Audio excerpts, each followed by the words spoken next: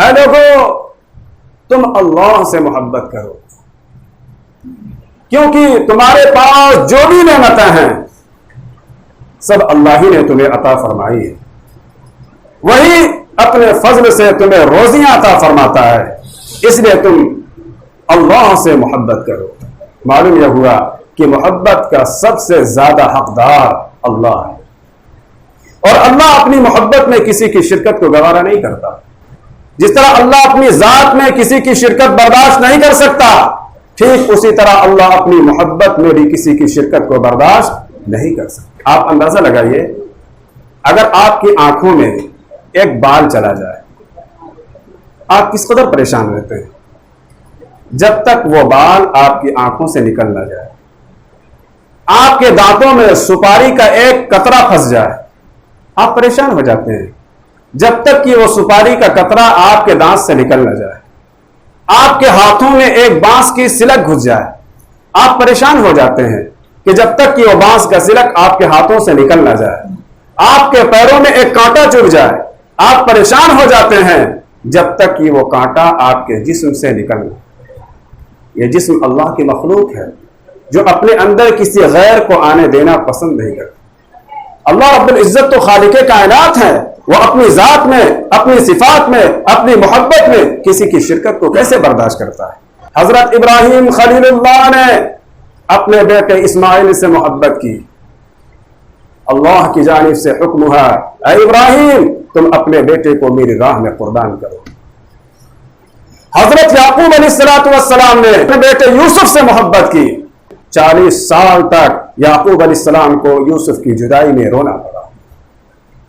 ہمارے نبی علیہ السلام نے حضرت امام حسن سے، حضرت امام حسین سے محبت کی۔ جبرائیل امین نے آ کر یہ خبر دی اے اللہ کے نبی ان دونوں کو شہید کیا جائے گا، ایک کو زہر دیا جائے گا، دوسرے کو میدان کربلا میں مظلومانہ شہید کر دیا جائے گا۔ اللہ اپنی محبت میں کسی کی شرکت کو گوارا نہیں کرتا، کیونکہ سب سے زیادہ محبت کا حقدار اللہ ہے۔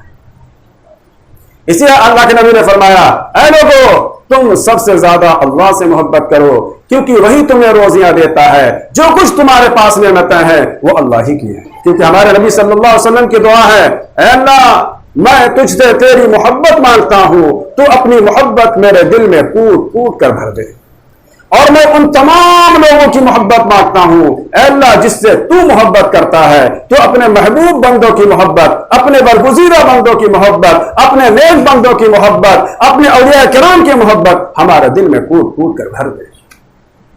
تو معلوم یہ ہوا کہ اولیاء کرام سے، اللہ کے نیک بندوں سے محبت کرنا یہ ہمارے ایمان کا لازمی جز ہے، لیکن محبت کے حدود ہیں، محبت کے مراتب ہیں، محبت کے درجات ہیں۔ عیسائیوں نے حضرت عیسیٰ علیہ السلام سے محبت کی، اور حضرت عیسیٰ علیہ السلام سے محبت کرنا یہ ہمارے ایمان کا لازمی جز ہے، لیکن وہ محبت میں اتنے بڑھ گئے کہ حضرت عیسیٰ علیہ السلام کو اللہ کا بیٹا بنا دیا، گمراہ ہو گئے۔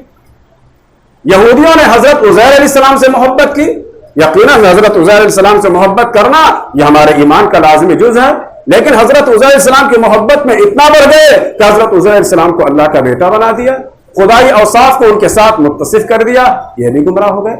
یہ ساری باتیں ہمارے نبی کے سامنے موجود تھی، اس لیے آپ نے اعلان فرما دیا اے لوگو تم مجھے میرے مرتبے سے اونچا مت کرنا، جو مقام اللہ نے مجھے عطا کیا ہے مجھے اسے مقام پر رکھنا۔ اللہ نے مجھے اپنا بندہ اور رسول بنایا ہے، اور ہمارے نبی نے یہ نہیں فرمایا کہ مجھے میرے مرتبے سے نیچا نہ کرنا۔ کیوں؟